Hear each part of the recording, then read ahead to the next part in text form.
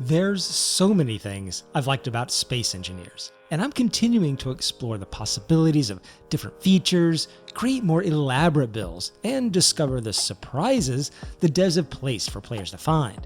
But Space Engineers isn't without its problems.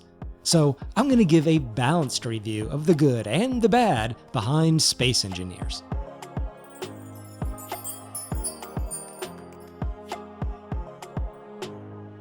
Space Engineers is largely a builder-crafter game, but with a unique twist. Many of the blocks are functional and allow you to assemble unique builds that actually operate and do things. It has a nice array of these functional blocks like hydraulic pistons, rotors to rotate things, hinges to create pivots, timer blocks that allow you an almost endless ability to trigger and sequence actions with delays, and execute all these things with buttons, control panels, cockpits, and automated sensors. All this ability to create imaginative mechanical things is a huge draw for this game, and I often find myself building one thing that I'll use to build another thing. It's kind of an endless cycle, but a good one. All this creativity is provided in an open sandbox world, with a full solar system available that gives you an array of environments that vary in gravity, breathable air, availability of resources, varying terrain, and other things that allow you to exercise the creation of different kinds of flying ships, rovers, bases, drones, and just about anything you can imagine. I think this is a good thing, but some folks may not find this overly appealing. I've talked with some other gamers that really need structure, some guidance, a game that provides a goal they're working towards, and they feel a little lost as to what to do and why they should do anything at all if it doesn't have some purpose. So for those that like a more campaign-based experience, they could be frustrated by this open sandbox nature. On the upside, the game does provide solo player predefined scenarios that do give a little bit of that defined purpose.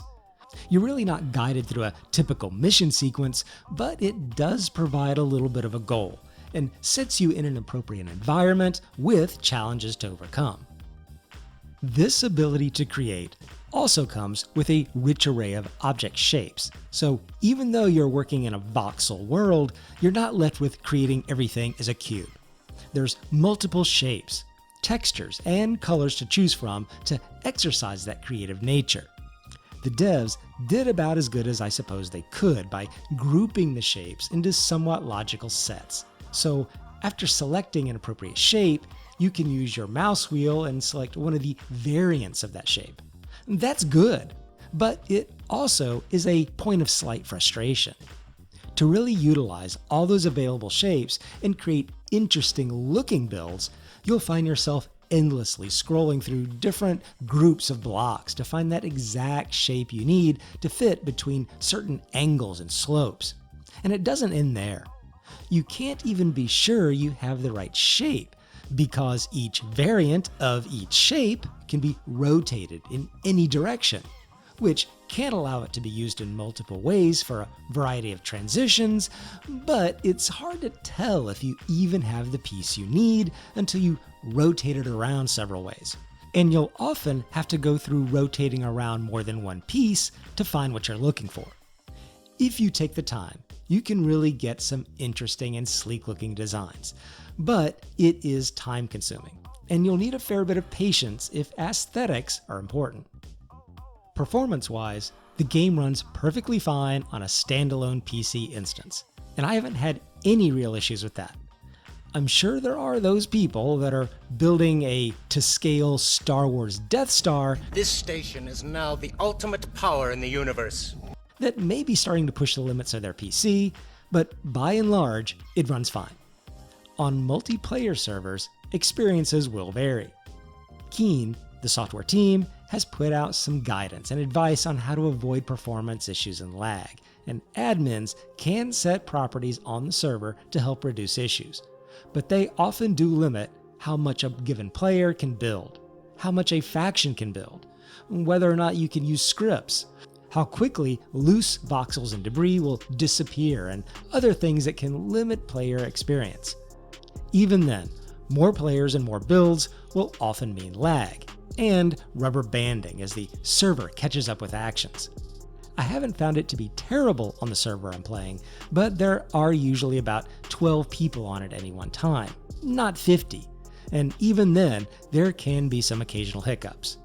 But overall, I've experienced worse on other voxel multiplayer games, so even though it can be noticeable, it's not too bad. The game does go beyond just building and crafting, and has the fundamentals for economic gameplay and trade, both with AI factions, players, or player factions.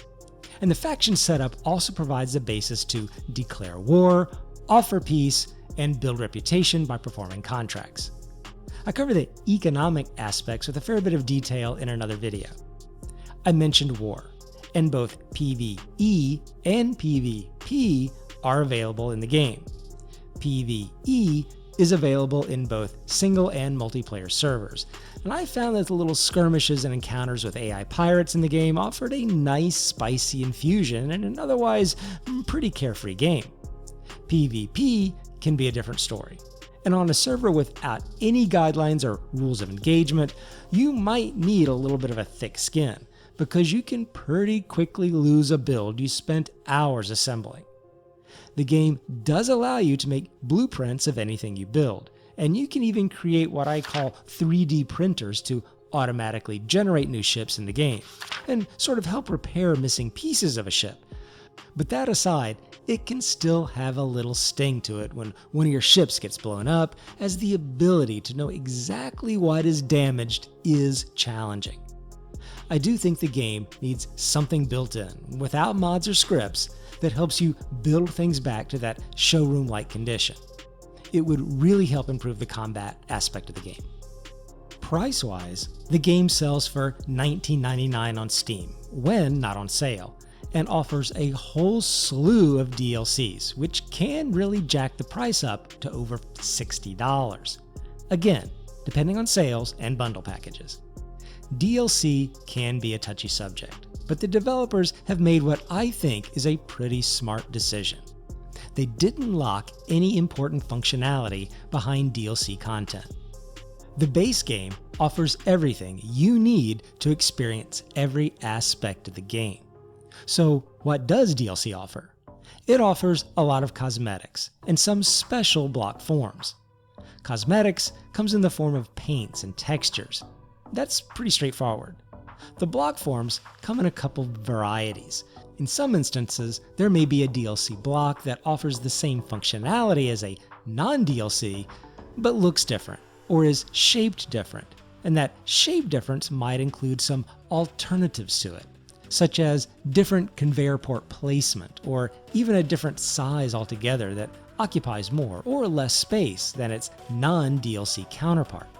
So the DLC can be really good, and extends just that little bit of extra creativity and options, but it's not required, and you can get a good game experience without any DLC. So, what's my overall recommendation? You can easily put 500 hours into the game and not really fully explore all the game has to offer, so there is a lot of gameplay offered in Space Engineers. Even at just 500 hours, and I believe the number is easily over 1,000 if you enjoy this kind of game, value for dollar is pretty high. 4 cents an hour for the base game, and still just 14 cents an hour for the full DLC. And like I said, you can easily go way past 500 hours for a game like this. Tutorials and such are maybe a little thin, but a basic wiki search about how to use a specific functional block or game feature will usually be plenty sufficient to understand what to do. The game is fun, addicting, keeps you coming back with new creative ideas, and the developers aren't done adding content. So I have to give this one 2 thumbs up for both enjoyment and value. Like and subscribe if you enjoyed this review of Space Engineers, and I'll be talking to you later.